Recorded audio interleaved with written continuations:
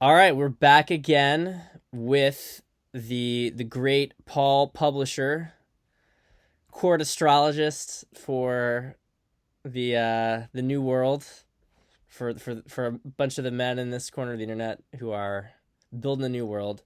Really brilliant guy. We had some really awesome conversations. If you guys remember, back in November, kind of talking about November, December, some of the big alignments, and now that we're hitting spring and things are going to be getting a little bit hotter in maybe a couple different senses, right? Right. Wanted to jump back on and see what's going on here. Yeah, I think a lot of people have been feeling very stagnant and um, just a sense of like an energetic flatness in the air. And it's put a lot of people on edge because naturally it's okay to have in limbo periods, but you don't want it to stretch on for too long because we're built to kind of progress and find our way. And so Um, I think March is going to be the breaking through of that. And one of the major reasons for all this kind of stagnant energy is because I might be able to see this chart up here. Mm. A lot of the planets are in this span right here of Capricorn through Pisces, Mm. right up in here. Yeah. And so those are large institutional signs, and they have the large institutional planets in there. But they also have the smaller, fast moving planets in there too. The planets that deal with our day to day life and give us a chance to feel like things are moving in our present kind of 3D space. So And just a real quick thing here for people. sure. So as a sort of heuristic, the Hmm. smaller planets, because they have a shorter revolution time, tend to Right. deal with more short-term situational things. Absolutely. And the bigger planets, given their very long cycle, tend to govern more like ages or zeitgeists. Absolutely. It's more like a background energy. Okay. And so the fact that, so they would do that even if they were in a smaller personal sign, which the smaller personal planets are associated with. But those large planets aren't in smaller personal signs. They're in the signs that they feel more comfortable with, the larger abstract signs where, yeah, things are dealing with ages and zeitgeists. And so with them there and with the personal planets there as well, and they're all bunched up very close together, everything is so abstract. We're dealing with large, like philosophical questions, like how do we order society? What is the best for our community? And while that's all well and good, that doesn't really give much of a pace to daily life because it's so contemplative, it's so large and abstract. And you're not going to see the needle move on those questions anyways because they are so large and abstract. So that has created this kind of like very like limiting crunch and this feeling of things not really moving. Things are happening, right? But as you just alluded, they're so large scale that we'll just look back on it 5 years from now and say, oh, that's what was happening then. We can't really see it now. Mm-hmm. And so that's creating frustration for people. And I think that that's why you see Emma Watson's like kind of hanging up her coat on acting for a while. Daft Punk's calling it quits. You see people just kind of like accounts going silent on Twitter. It's people they just don't, they can't really see where things are going because there's no energetic traction right now. So a lot of people are making very important life choices, and that'll be another thing we look back on and say, oh, that's what was going on there. So what's going to happen is, well, there's one exception to this, Mars. Mm-hmm. Mars, the planet of ambition and drive and war. He's the one planet that's not bunched up with all the other ones. And not only him, I know it's not a planet, but it's a very important point. It's called the North Node. Mm-hmm. That's also in a smaller sign, too, kind of ahead of the pack. And actually what's going to happen is tomorrow, March 3rd, Mars is going to move into Gemini, and it's just a matter of time before he's going to meet that North Node. And we'll talk about what that means, how those 2 points are really leading the pack. What's going to happen is that the personal planets slowly kind of break away from the larger planets and the larger signs at the equinox. Mm-hmm. And they're all going to stay very close together too, which is very unusual. That's not usually the case. They'll break apart from larger planets when they kind of fan through these larger signs where the larger planets have been for several years now. But then they'll separate from each other too. What's happening is that they stay very close together pretty much for the rest of the year, and sometimes, like by degree, extremely close together. What that's going to do, especially again, since they're in smaller scale signs dealing with more local environments, things are going to get really busy. And you're going to kind of move out of this contemplative, abstract, philosophizing state that you're seeing society-wide that's keeping us very, very chained, we'll say, and it's going to release a lot of speed and a lot of energy into the environment. So that's very interesting. Mars is switching signs tomorrow. He's moving into Gemini. He's been in Taurus since January 6th. What's fascinating, Mars is the planet of Aries, and Aries is going to be the sign, I think, that kicks off this newfound quickness that we've all been hungering for. And that for everybody is after the equinox. Right, at the equinox. Yeah. In fact, Venus and the Sun move into 0 degrees Aries at the same time, which is very unusual. Mars could have been kind of rounding the bases and getting back up to those larger institutional signs and kind of adding to the heaviness.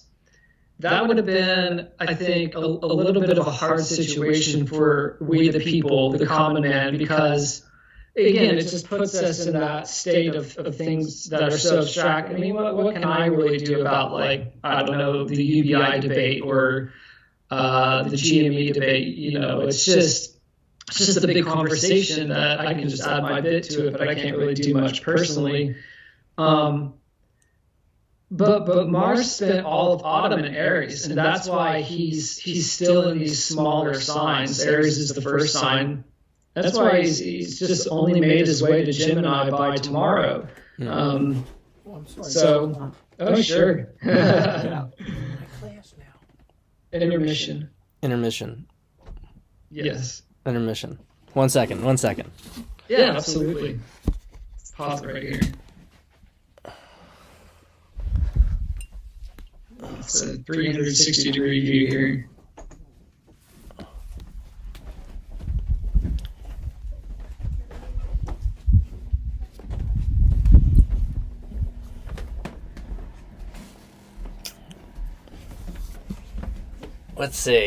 Let's see. Wow, we're getting the full tour here. Getting the full tour. I guess I'll edit it after the fact. All right. Oh no, you gotta keep it. Director's cut. All right. So keep rolling. Where were we? Yeah, well, it's very interesting because Mars spent all of autumn in Aries, which is his home sign, and it's the first sign, so definitely it's smaller scale because, again, 1 through 12, you get bigger as you add the numbers up and more institutional. The energetic themes are more abstract, and again, as we've been saying, a lot of the planets, big and small, are packed in at the tail end, and they're getting ready to start a new cycle. The new year, really, because when the sun reaches Aries, that's the new astrological year, but it's very conspicuous that other planets, the smaller ones, are doing it along with him, as if to say, this is no average new year.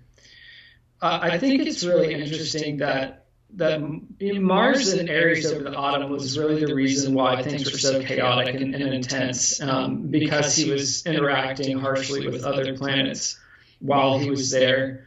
And we need Mars energy very strongly right now, because that's the get up and go energy. Without that, if we see corruption in the world, we're kind of sunk, because Mars is going to be your greatest ally in speaking up, standing up, resisting, I guess, in a way, if you want to call it. I don't even, to be honest, wouldn't even say Mars resists, because he's so much of a warrior. He kind of fights first and asks questions later. So it's really, he's holding the warrior energy in a way, and he has stayed in these smaller signs almost as a symbolic gesture, I would say. You mentioned earlier that the other smaller planets deal with more like present things that kind of go out fast. You'd say like our logic. Mm-hmm. You know, if I just need to figure out how am I going to get to the grocery store today, it's kind of like a very fast computation. So like the Sun and Mercury deals with that kind of thing. He's almost waiting for those planets to catch up, because Mars is not a thinker. Mm-hmm. And that's why we can feel the resistant energy, or the feeling of like, okay, I don't like this, I want to move forward, but nothing around me, the chess pieces aren't moving. Because our mind isn't really in those zones, those smaller scale zones. It's almost as if he's waited. I know you talk a lot about kind of waiting for people to catch up. Yeah, it's kind of like what the planets are doing. He's kind of waiting for the mind to catch up and say, oh yes, this is what we need to do. Okay, we need to question things more. We need to feel more courageous. Definitely Mars is a planet of courage. So that's a big reason for the flatness. Another big reason is, speaking of Mars and Aries and fire energy, is Venus moved, when she was in Sagittarius, and she moved right into Capricorn at the beginning of the year. And that was the end. That was the end of fire. We have had no fire energy since the new year, basically. Mm. You think air and earth. Put those together, and it's kind of like wasteland energy or tundra energy. There's not a lot of spark to it. There's not a lot of pep and joie de vivre. So that's why I think, and there's been a little bit of water. So it's like muddy kind of wasteland energy. Aries is going to bring back the fire hard, starting at the spring equinox. It's the least intellectual of all three fire signs. Really lives in the body and in the gut instinct.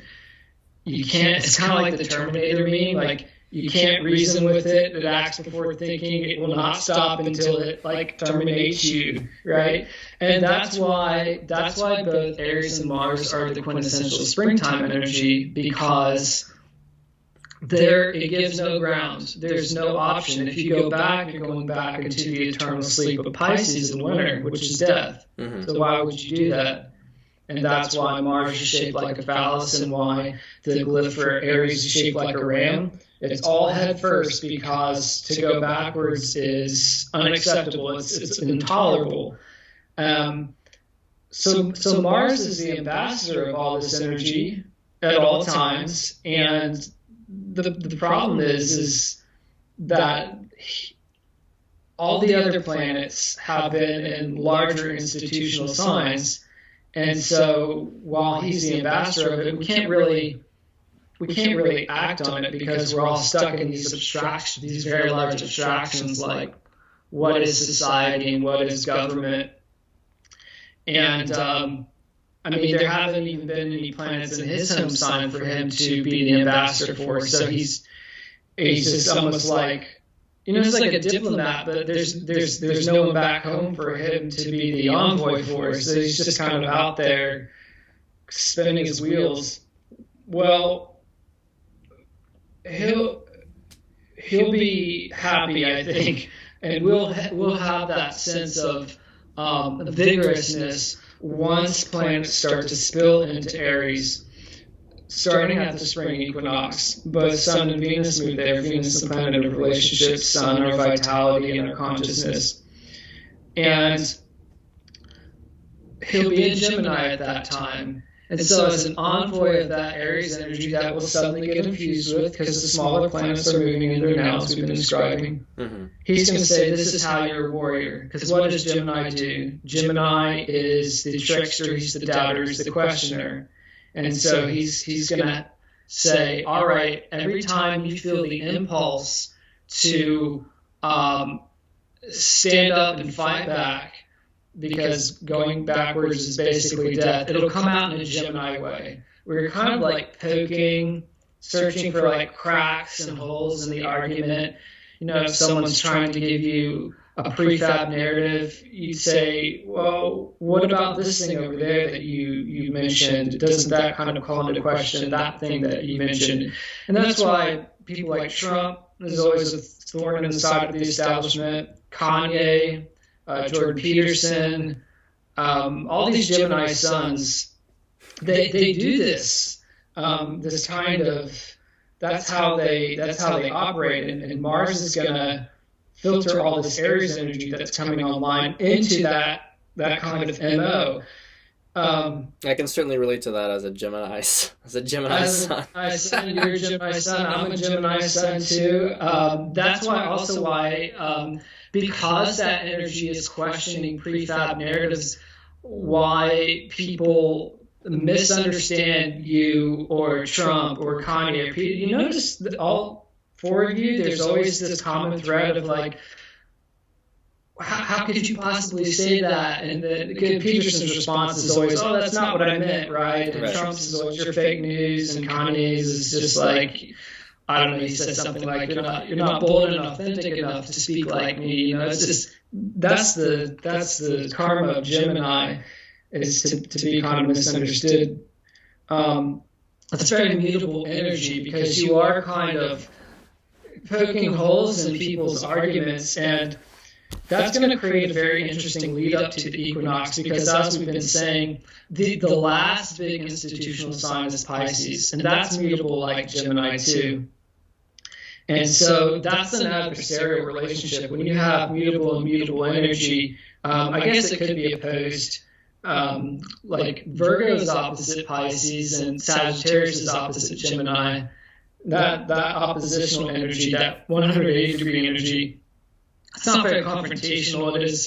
It's a little bit, we'll say, maybe frustrating, but it's more of like at an awareness level. When you have a square at 90-degree angles of mutable energy, as we'll have with a bunch of planets in Pisces in March, squaring Mars and Gemini and goes in there tomorrow, that's going to be an interesting lead up before we get to the equinox, where we can start kind of like in earnest being those kinds of truth warriors, we'll say. So just so I can kind of recap this for people paying attention. Sure. So basically we've had this long lull period, and the energy, because of the nature of the planets, most of the planets being in these really large institutional signs, means that there's a lot of abstraction, there's a lot of sense, okay, that there's problems and that this can't last, but there's no ability to tangibly manifest it. Yeah, because that's what the smaller planets do, is they crunch the numbers. Yeah. And they're more of like the solutions, and the bigger institutional signs are more like questions, like what if or what could be and how is this possible, and you know, and I think that dovetails really well. I mean, just kind of commenting on things I've been hearing from people, you know, talking to clients. Right. You know, a lot of us are pretty robust individuals. You know, we're resilient. We're able to deal with a lot. We've kind of taken this whole thing, you know, whole pandemic and shutdowns on the chin. Yeah. But I have seen it start to really wear on people, though. And there's something really, I guess, you know, you had all this energy build up from the election, but then after that happened, and, you know, for a lot of people, the big letdown, right? That you have this, we've had afterwards, it's like, like the election, I think for a lot of people was a proxy for life returning, going one direction or another, right? Things kind of reopening or Yes. things not reopening.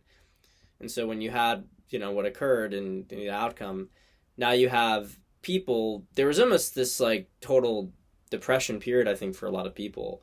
Yeah, sure. And even if it wasn't like consciously directed to the election, people who maybe didn't said, why should you really care about politics, whatever, which is all fair.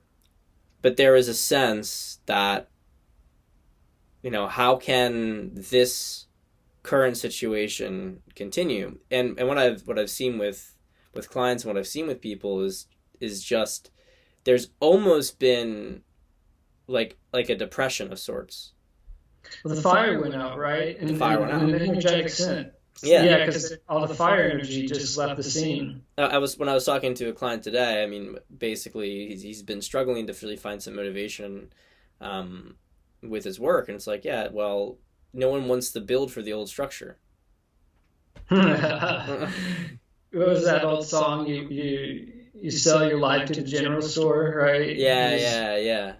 Living to work, working to live. Yeah, exactly. And so I'm curious, like, and what I was saying is that, I mean, I don't have any access to details. I don't know, and but there's just this sort of feeling that if things really get pushed further, that people are just not going to be able to manage it any longer.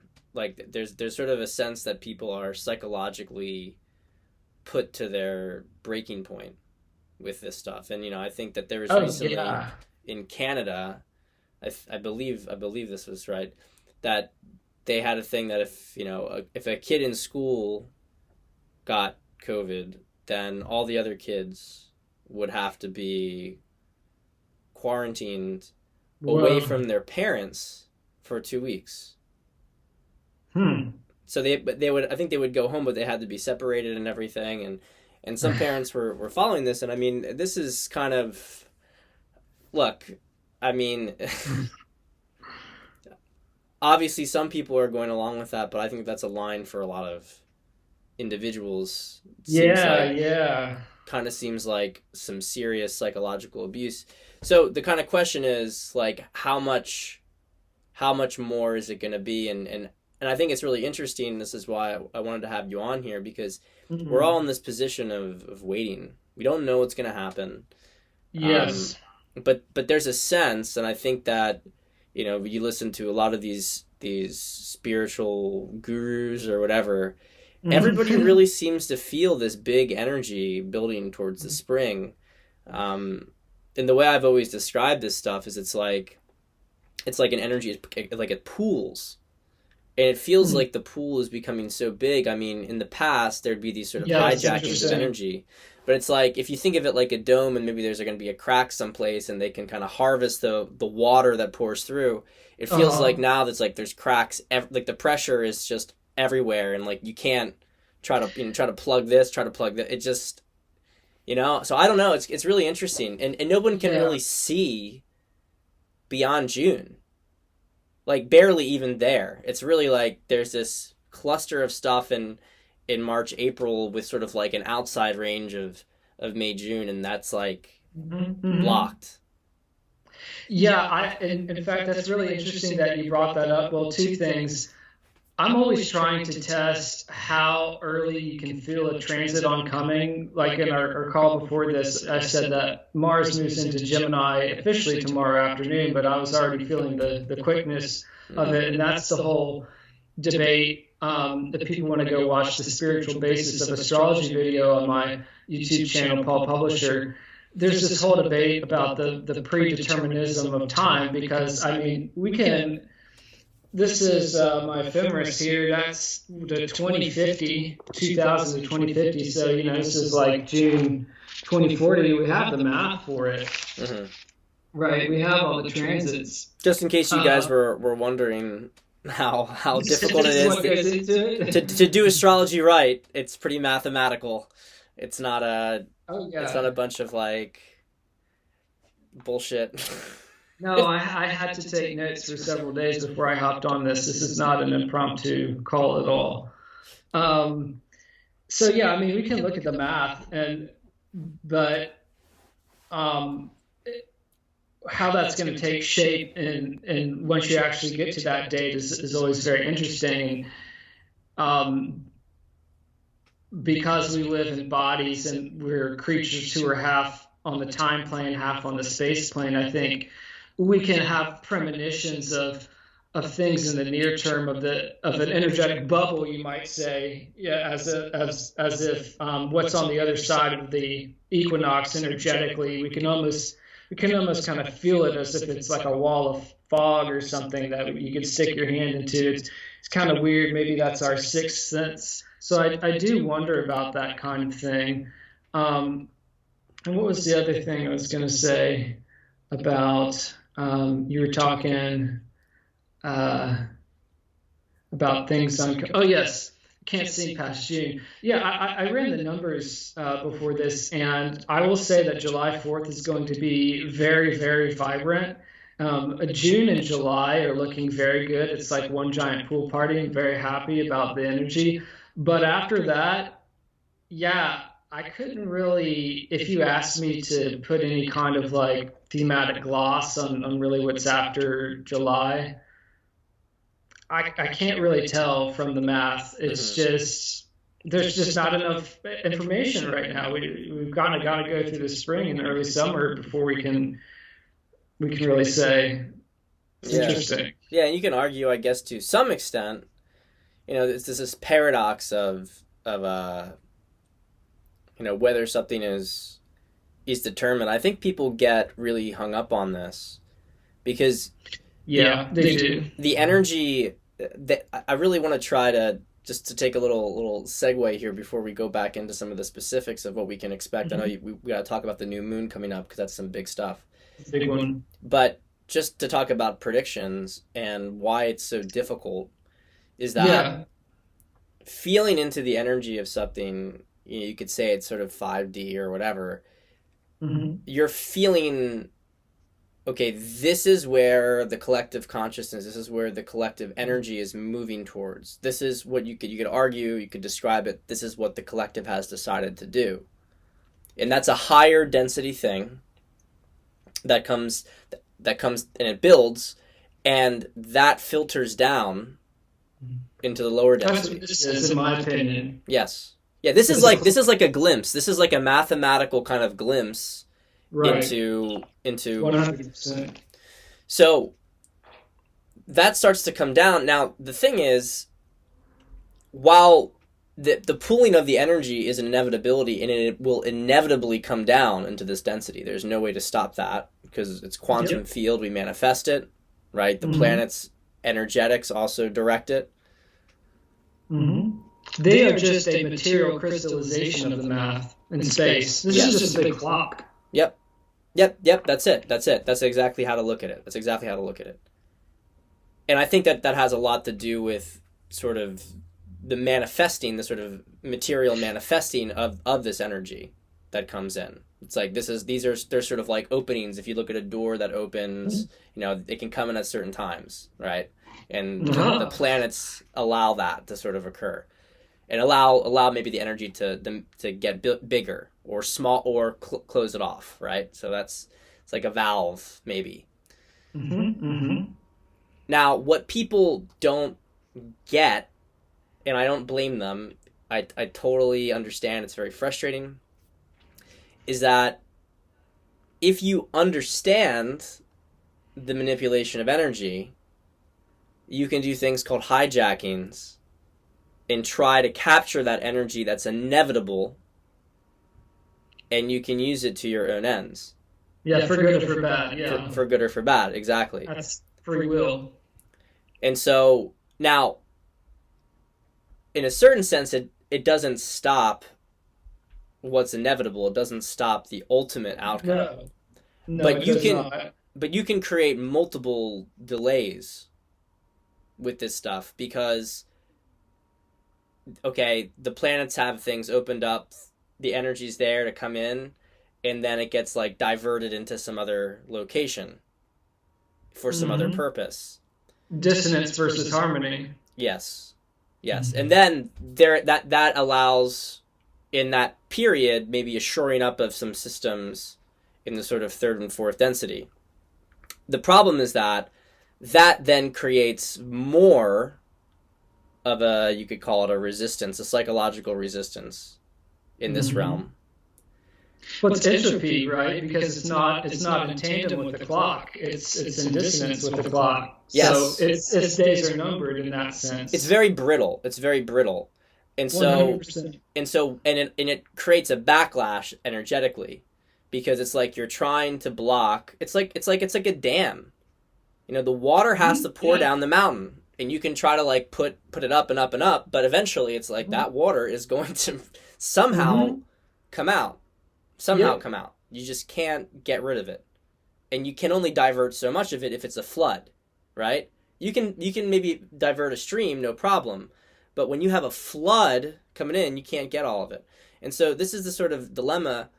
Now, and so for this reason, I think it's important that even as we discuss this stuff and discuss what's maybe coming in the spring, what the planets are sort of saying, I think it's also important for us to understand that there are always delays that can be enacted, right? Yes. Especially given the stakes at the moment. But every single delay makes the next backlash even harder, more intense, because more energy then pools. And I think that my sense is that there are going to be attempts, for sure. We're going to see some crazy stuff this spring. I think so. Definitely late April. Yeah, but I don't see it succeeding, because I think that's too much. No, not at all. In fact, I think it's what we would call like the lag time between people catching on to attempts to hijack or to shore up something that's in dissonance with the clock, we'll call it, is shorter this spring. And it's kind of like, I always like the Covington Catholic boy example, because that was an example where very quickly the narrative fell apart. There wasn't, unlike, for example, with the recent presidential election, there was a very long period of processing. Whereas that was almost immediate, where people were just like, no, this is buffoonery. And I think that's what will happen this spring, is that there will be an attempt to kind of live in dissonance with the clock, which is just the plane of time. We're very interesting because we're not rocks, but we're not purely mental abstractions either. As humans, we kind of interface between space and time. And so we do have this ability, as you say, to kind of assist the flow of incoming energy in good and bad ways, right? So, man, that's really interesting with respect to March, because as we were saying about Gemini being this kind of like poking holes in an argument kind of energy, and how Mars is going to be the warrior there, and emptying a lot of the oncoming Aries energy into that activity, that's still very mutable energy. And as the planets move through Pisces in the first 2/3 of March, before they get to Aries, that's mutable energy too. And mutable on mutable is really going to bend reality and make it very pliable and elastic. And that's a lot of loosening up in the environment after a lot of stagnation, right? And there's choices within choices and crossroads within crossroads because of that. There's going to be a big kind of faith situation, because we don't go quite from stagnation to this kind of unidirectional, like, okay, I know who I am, this is what I want to do, and I'm going to go out and do it. People first have to kind of get their bearings when they realize that they're not trapped so much in their circumstances. So there's going to be, with mutable and immutable energy, there's going to be a lot of detours, or what I call perceived detours, because you'll be aiming for something and you'll say, kind of see through the trees, oh, there's the campgrounds, I'm going to turn left instead of right. And you go down and there's a valley and there's like wild animals down there, and you say like, oh, why is this happening to me? I aimed for this. I made this choice based on my logic. And then you find, after you go through that kind of difficult period, the path goes back up and empties you right onto the campground. And see, if you hadn't trusted that situation and hadn't listened to your gut and said, okay, I'm going to go right, could have gone like up this difficult path and a landslide or a boulder could have fallen on you. So there's this tension or this lesson around logic that you have to use it in March. You don't want to let go of it, but you also have to realize that aims and goals are going to be your goal is going to appear to be divergent with the means of achieving that goal. And so you have to have a lot of faith in March, as if the decisions that you're making, you're not going to see the immediate verification of you making a correct choice in that moment. So it's going to keep you very elastic, very loose, very focused in the present. I know that's kind of like a hippie thing to say, very focused in the now. And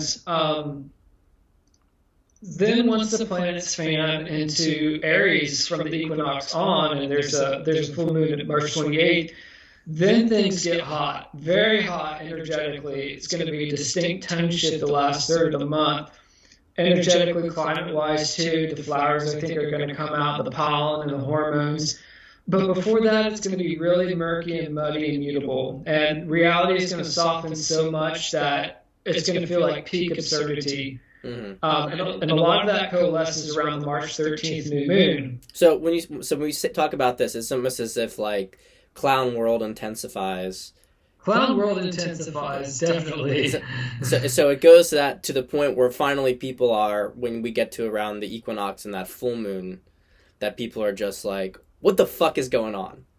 Yeah, because they have doubted in themselves, they have doubted their ability to even make a basic life decision, like not even so much a grand decision, should I change careers or should I move, but they could just try to communicate something with someone, something basic, thank you, and the person could be like, well, what is that backhanded compliment for you? And just kind of Right. People getting offended about ridiculous stuff, like every sort of last thing that we've taken for granted is just going to.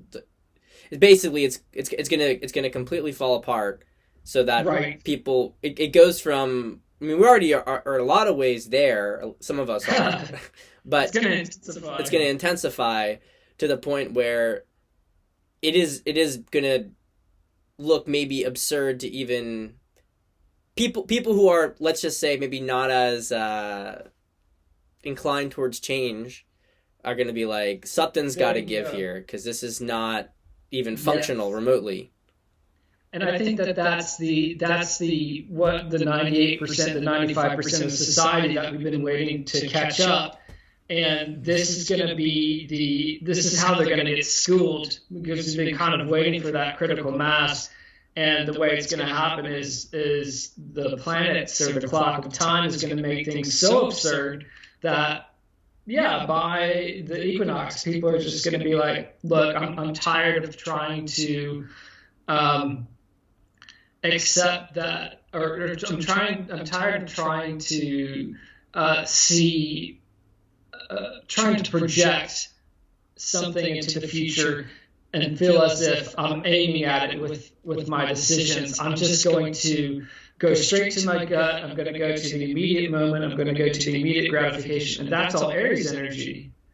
Aries just wants, it's also now energy like Pisces, but Pisces is more like the spiritual now, where the past, present, and future all kind of exist in one big soup. And Aries is the now, in the sense of like, all right, I'm going to act first and ask permission later. That kind of, it's very action oriented rather than the spiritual, intellectual energy of Pisces. And so, yeah, people are just, you'll see it really coalesce around the March 13th new moon, because the Sun, Venus, Neptune, and the moon, because it's a new moon, they're all going to fuse very close together on March 13th, and that's a very intense cluster of planets to have at a new moon. Neptune, being the Pisces ruler, he rules that new moon, and Venus is the lower octave of Neptune, and so they're all very similar energies. It's just one big cosmic soup on the 13th, and I think it could be very sublime if you know how to treat it correctly, but it could also be extremely confusing and deceptive. And that's where you'll see people saying, like, I can't even give some person a compliment without them twisting it to me thinking like I was patronizing them or something. It'll just be, as you're saying, like, common actions in reality just don't even work anymore. And that's setting people up to understand the natural lesson of Pisces to Aries. Put all the planets aside, Pisces to Aries is the end to the beginning. That's the new year, the old year to the new year. And with all the planets kind of slowly fanning into Aries at the same time, it's really hammering that message home of, now's the time. You see that the idea of a common ground is built on a bunch of old world preconceptions of, we're all in this together, and you got to suck it up for the common good and all that. And people are they're going to go through March and the 13th new moon, and they're just going to be like, you know what? No, that doesn't work. I can't even do basic things. I'm just going to do what I want to do in the now.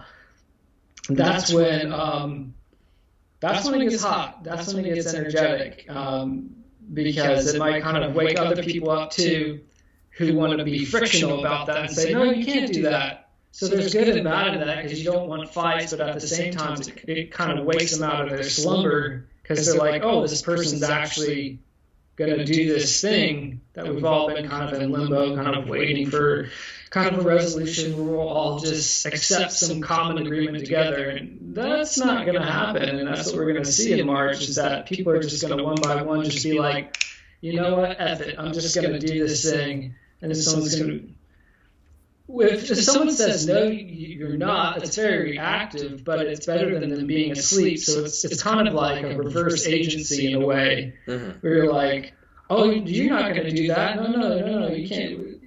We're all in this together. You can't go and open up your state, Greg Abbott in Texas, And while that seems kind of like a negative or reverse agency, it does kind of get that person into a state of action.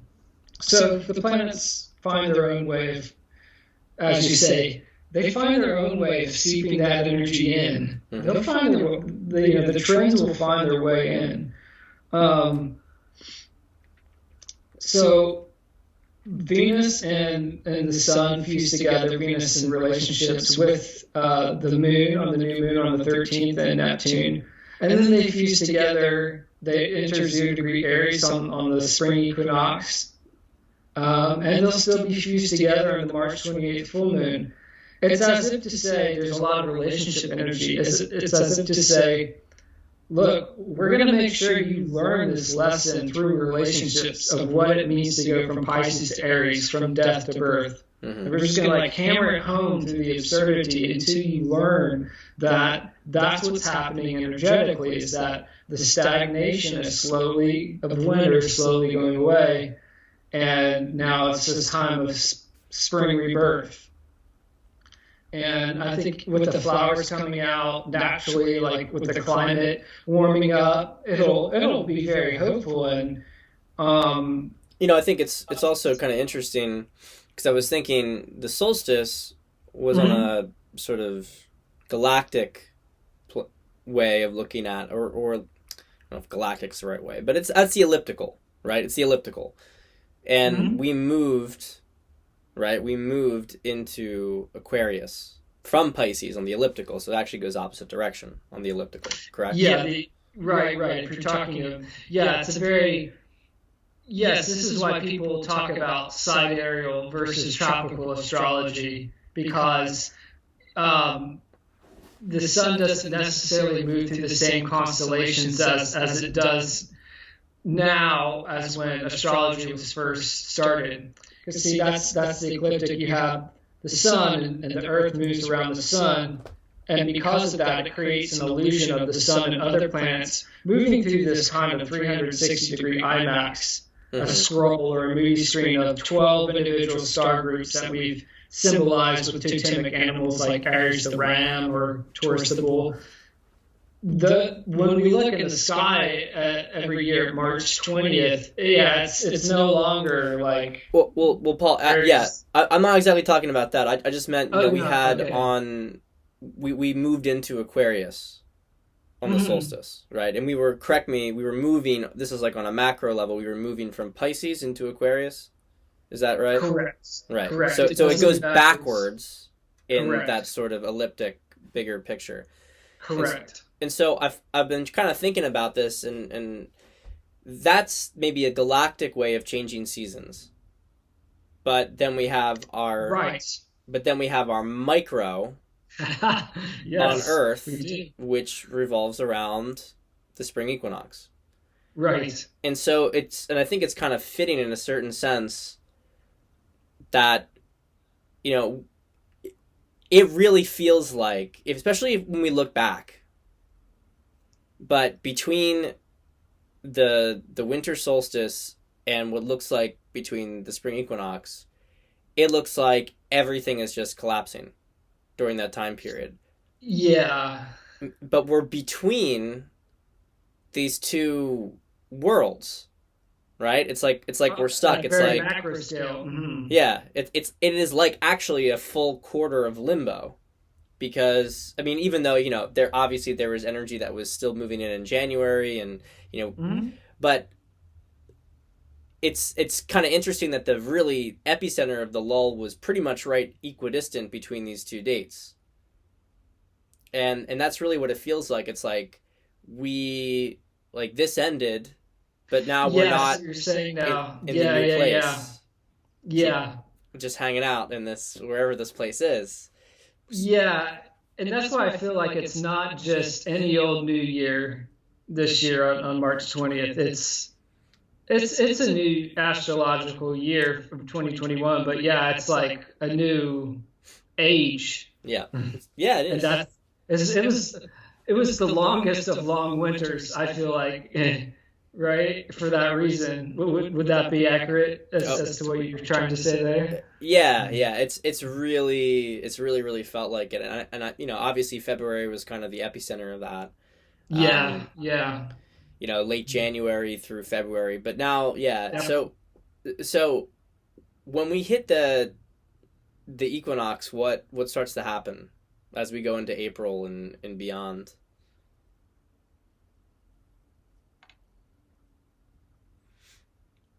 Well, you'll have a full moon on March 28th, which is going to be, full moons are flash points, pop points, 8 days after the equinox. So that will occur, and I think that will be a good window in which to see how some of this hot energy starts to manifest in the world. You'll see some headline events of people acting out or lashing out. But let's look at April. Well, April's interesting because Mercury comes to join the party in Aries. So you've got Sun and Venus there, and then Mercury's there too. And that's a very ardent, kind of extroverted situation, a lot of stand up and fight, because the only option is, as we've been saying just now, the eternal sleep of winter, the longest of long winters. And what's interesting is that when we get to Earth Day, which is when the sun usually enters Taurus, on that day, Mercury will also enter Taurus. And so now, very close together, Sun and Mercury and Venus will have entered Taurus a few days earlier, around Earth Day. The fire goes out again. And that's when I think we kind of alluded to earlier, when you might see some shenanigans again, because we'll have had this real big flush of fire energy from the equinox through April 20th, and then there won't be any until June. And that's going to create, but see, with it happening after, the fire goes out, but there's a big flush of it first, that's going to be very close in people's minds of what's at stake. And Taurus is very much the dig in your heels, very stubborn. If Aries is stand up, the next time Taurus is put your foot down or stand your ground. And so when all those planets then flush into Taurus, it's very strange how they're traveling all so close together. I think that, Taurus is also very economic, so the false flag or whatever, any kind of shenanigans that you could see in late April, protest or riot, where there's kind of maybe like opposing forces, you see that kind of Taurus energy, people, stalemates and such, when neither side is budging. It could be another GameStop type situation where the diamond hands come into play, right, and they're not going to give no ground. But so that's what happens in April, is that, and also, I did neglect to mention this early on, we do have a planet in Taurus, which is a small scale sign, but it is a large scale planet, and that's Uranus, the planet of rebellion and collective change. And he's moving through there very slowly, and I think he kind of rears his head occasionally. Again, since he's so slow moving, he makes, even though he's in a small scale sign like Taurus, which deals with our spending habits and such, it makes it very background. And then he'll bring it to the foreground really quickly, like with the GameStop. And then and then it's kind of like quiet, and we haven't heard much about Wall Street bets, for a while. When those planets come into the smaller scale planets very quickly speed across him in late April, that's going to percolate again. Yeah. And that theme that's been ambient in the background, kind of dormant, is going to come to the fore right on the heels of a big Aries flush. So it's not like the fire goes out and people go back home. They're like, oh, this is what's at stake. I see. And so, no, I'm not going to go back indoors. Maybe in a very literal sense. Mars is going to move into Cancer around this time too. There's a really distinct flip in April, going from that offensive fire Aries energy into defensive Taurus and Cancer energy. And so around the April 26th full moon, and I think I had some key dates of when the lockdown in the UK was happening. No, they're not doing anything on April 28th or 26th. April 28th. Let me see what date was here. When is the full moon in April? April 26th. Yeah, this is when you could see. I think what's going to happen is a lot of people are going to come out this spring. They're going to spend money in their local communities. And then something's going to happen and say, no, you have to go back inside. And because Taurus is spending habits, you're going to see a lot of retail businesses, small businesses, restaurants saying, oh no, we're not doing this again. We're not closing up shop again for another 3 months. Yeah. And so that's how, coming back to your dome metaphor of like water coming in, that's how people kind of push back against the dissonance, and they'll want to live more in harmony with the incoming change, and they'll say, no, I'm just going to stand here and I'm not going to budge on this issue. And it's going to be a headline event. The reason I say that is because and this is where you really start to see month to month why big narratives aren't going to hold, is because what happens in May is that the planets then fan into Gemini, the sign we've been talking about as being very kind of almost annoying in a way of like poking holes in your argument. And I can I can only see that manifesting in a way of there's some kind of stalemate or loggerheads that happens on the heels of all the Taurus energy, which happens on the heels of all the uprising Aries energy. Because Gemini, like Kanye, like Peterson, like Trump, it's kind of like gossip energy, or like game of telephone. It's very like word on the street is ... And so if you have a flashpoint at that April 26th full moon where there's all that loggerheads energy, when all the planets come into Gemini in May, I think it's a legitimacy crisis for what kind of big gloss gets put on whatever big situation, whether it's another GameStop or restaurants not closing. You know that they're going to be cranking out some kind of gloss on that. And all the Gemini energy I was going to say, nah. Nah, they say, nah, that just doesn't add up. That, you know, because that's Gemini, again, is small. They say, wait, 1 and 1 and 1 is 3, and you're saying 5. Like, what? You know, that's how, again, you start to see, like, the small-scale planets working in small-scale signs and helping us get some kind of traction in our lives, not just feeling like we're at them. Right now, I think we feel like we're all kind of at the mercy of something, kind of like waiting, like, for kind of some kind of ice to fall so that some kind of movement can happen. What's really fascinating, though, is that Sun, Venus, and Mercury are fanning into Gemini in May. As Mercury does that, he's slowing down. So he's charging into Gemini, but then he's like kind of slowing down, so that he goes retrograde on the last day of May, or the second to last day of May, May 30th. When he does that, it's not the Sun that'll be fused with Venus this time, it's going to be him. And I think that that's like gossip slipping in the back door because someone accidentally left the back door open, or the hot mic got left on. And it's really going to add fuel to the doubt and break apart the coordinated narrative and create a legitimacy crisis. We'll have a Sagittarius, which is prefab narrative full moon, just a few days prior to this meeting on the 30th of May. So the issue, we'll say, of having some kind of big narrative crammed down your throat, it's going to be at the forefront of people's minds. It's kind of nice to see these things stacked in this way.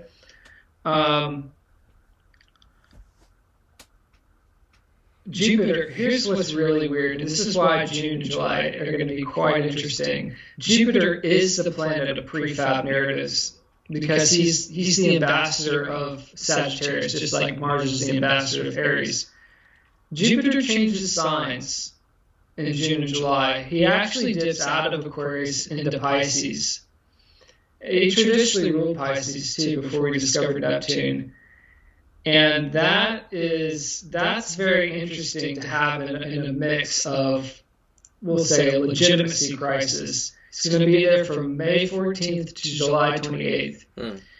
And that Jupiter in Pisces is very boozy, very dreamy, very far out, people detaching, escaping, vacationing to remote cabins, but maybe with their tribe in tow. And I think that's good because people will just kind of chill for a moment and let others do their own thing, travel or what have you. And people are going to be talking when they're congregating and hanging out. And it's not going to feel like the lull that we've had now. You could say, well, why aren't we kind of coordinating now our game plan? And maybe we are in some sense. It's kind of hard for me to read where people are at right now. I think by the summer, May 14th through July 28th, when Jupiter moves into Pisces and you have a lot of planets in smaller signs, a lot of Gemini here in late May through June.